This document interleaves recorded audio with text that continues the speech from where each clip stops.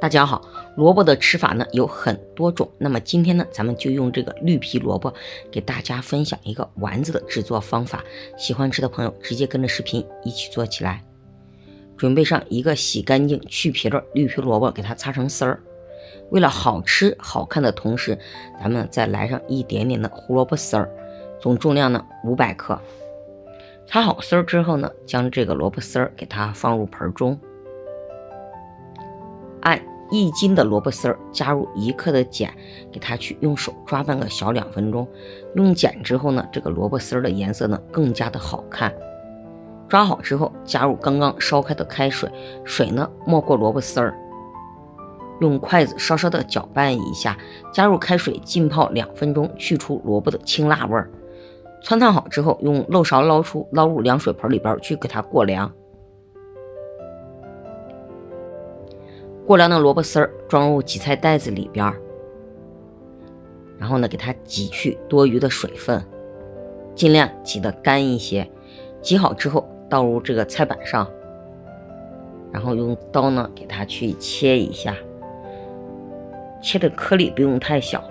切好之后装入盆中，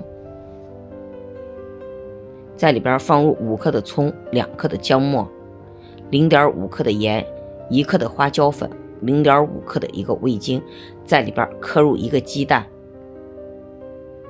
戴上手套，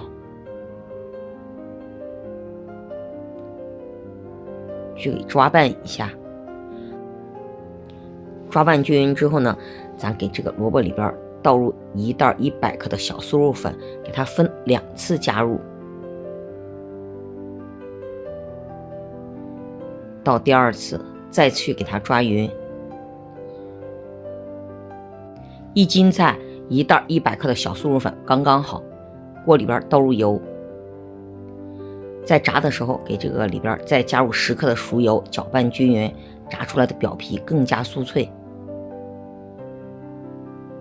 可以试一下油温，筷子放进去冒泡即可。然后呢，咱们把火给它调至中火，现在开始挤丸子来炸。借助勺子一个一个的给它挤进去。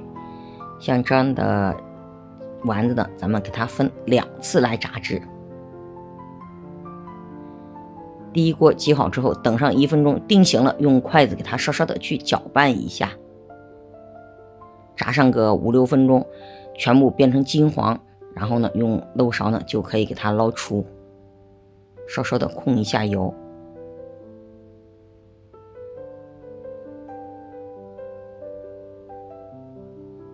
好，炸好了，可以掰开一个看一看。表皮金黄，拿起来就是说是外皮脆脆的，里边的萝卜呢颜色也是非常的好看，可以尝一下。趁热吃，表皮酥脆，里边特别的嫩，凉了呢可以借助微波炉去加热，非常的好吃。喜欢吃的朋友按视频的步骤做一下。大家再见。